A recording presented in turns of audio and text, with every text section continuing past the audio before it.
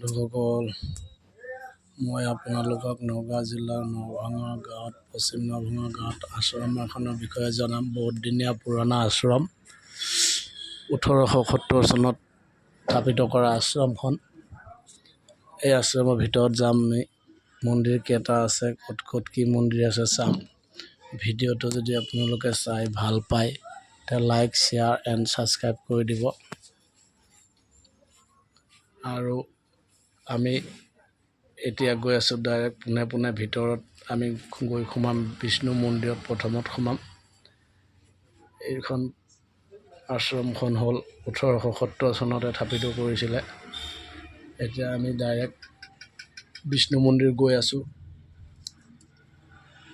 এতিয়া বিষ্ণু মন্দিৰ সোমোৱাৰ আগতে আমি ঈশ্বৰৰ ওচৰত সেৱা এটা কৰি লৈছোঁ, যাতে ভুল ভ্ৰান্তি হ'লে মাফ কৰি দিয়ে। ইয়াতে বছৰিকা নাম হয়, ইয়াতে ভকত বৈষ্ণৱ বহে, ইয়াতে ধনী খেল জ্বলোৱা হয়। আৰু এইফালে ভিতৰত আছে মন্দিৰ। বহাগৰ 27 তাৰিখে মেলা হয়, এইখন গোসাঁই ওলোৱা হয়। আৰু ভিতৰত আছে মন্দিৰ এই ভিতৰৰ ফালে। এতিয়া আমিতো মণিকোটৰ ভিতৰত সোমাব নোৱাৰিম গাইছ।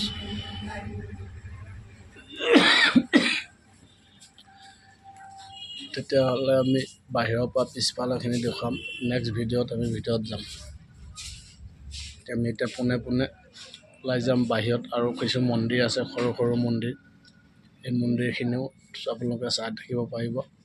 ভিডিঅ'টো চাই থাকিব শেষলৈ, তেতিয়া গোটেইখিনি কথা বুজি পাই যাব।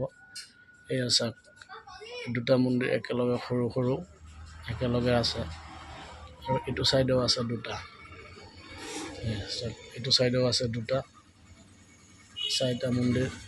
ইফালে আমি যিটো বিষ্ণু মন্দিৰত সোমাইছিলোঁ, এয়া আমি এইখিনিতে সোমাইছিলোঁ, ভিতৰত যাব নোৱাৰিলোঁ। নেক্সট ভিডিঅ'টোত আকৌ যাম। আৰু ইমান পুৰণা মন্দিৰ চাওক, পুৰা মানে গাত খেলাই লাগি গৈছে। চাইছেনে? এয়া চাওক, আপোনালোকে পুৰা খেলাই লাগি গৈছে মন্দিৰত। এতিয়া এই মন্দিৰটোৰ বিষয়ে যদি কোনো ভকতবৃন্দই যদি আহিব বিচাৰে আহিব পাৰে। আমাৰ জিলা পৰে নগাঁও, গাঁও ৰহা অন্তৰ্গত নভাঙা গাঁও। আমাৰ 7 গাঁও হৈও আহিব পাৰে।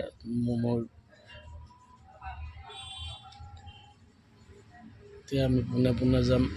প্ৰথম সোমাম এই মন্দিৰটোত। এই মন্দিৰটোত কি কি ছবি আছে আৰু কি কি দেৱ দেৱী আছে আমি চাম। এতিয়া আমি গৈ আছোঁ এই মন্দিৰটোৰ ভিতৰত সোমাম। প্ৰৱেশ কৰি মন্দিৰটোৰ ভিতৰত কি কি আছে আৰু কি লিখা আছে মন্দিৰটোৰ ভিতৰত আমি চাম।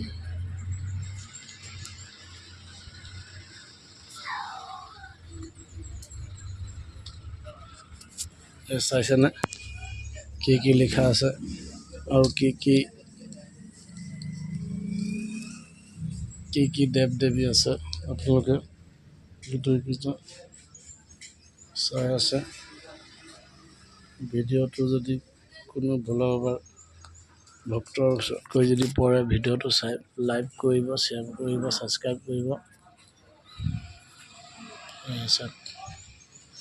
এতিয়া আমি যাম মেইন শিৱ মন্দিৰত, যোন শিৱ মন্দিৰত ডেইলি সন্ধিয়া ধূপ ধূনা চাকি বন্তি লগোৱা হয় আৰু নাম কীৰ্তনো কৰা হয়। আমি এতিয়া যাম ডাইৰেক্ট পোনে পোনে শিৱ মন্দিৰত। এইফালে আছে, এইটোৱে মেইন শিৱ মন্দিৰটো। বৰষুণ হৈছিলে, সেইটো কাৰণে পানী হৈ আছে। এয়া চাওক, এইটোৱে মেইন শিৱ মন্দিৰ। এতিয়া মন্দিৰটোত পূজাৰো আছে, পূজাৰীজনে ৰেষ্ট কৰি আছে বৰ্তমান। এতিয়া ভকতবৃন্দও আহিব আৰু এজন ভকত শুই আছে। ফুল গছো ৰুই থৈছে সুন্দৰকৈ। এয়া চাওক, এতিয়া ভিতৰত সোমাই আছোঁ। ভিডিঅ'খন চাই পেলাই শ্বেয়াৰ কৰি দিব। ভকত এজন শুনি আছে, ভকতজনৰ হ'বলা কিবা এখন গান লগাই লৈ পেলাই ভোলে বাবা গান এখন লগাই লৈ শুনি আছে। ইয়াত যজ্ঞ হৈ থাকে দিন ৰাতি 24 ঘণ্টা। ডেইলি দিনত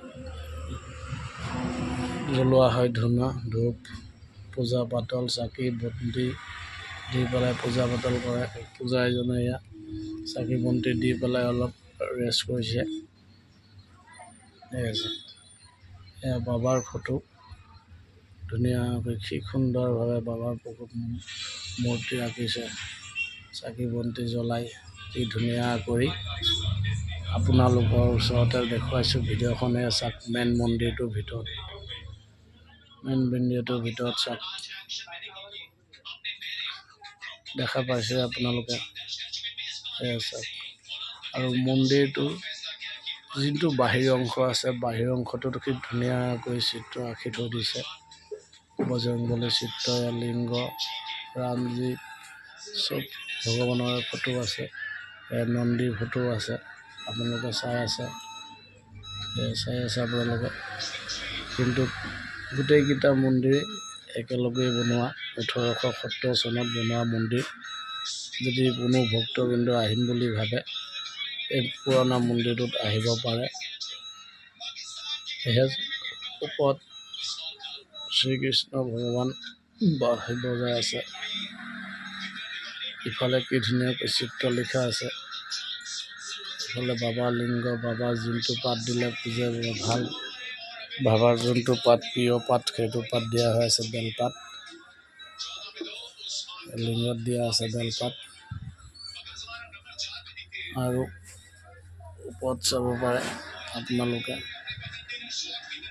গণেশজী ফটো এখন আছে কি সুন্দৰভাৱে। আৰু চাওক চিত্ৰ ৰাখি থৈছিলোঁ বুলি যে কৈছিলোঁ, এই চাওক বজৰংবলী বাহিৰৰ ছাইডেদি আঁকা হৈ আছে। আৰু ইফালেও আছে বজৰংবলী বাহিৰৰ ছাইডেদি আঁকা হৈ আছে। এয়া ভিডিঅ'টো যদি ভাল পায় শ্বেয়াৰ কৰিব, লাইক কৰিব। যদি ক'ৰবাত ভুল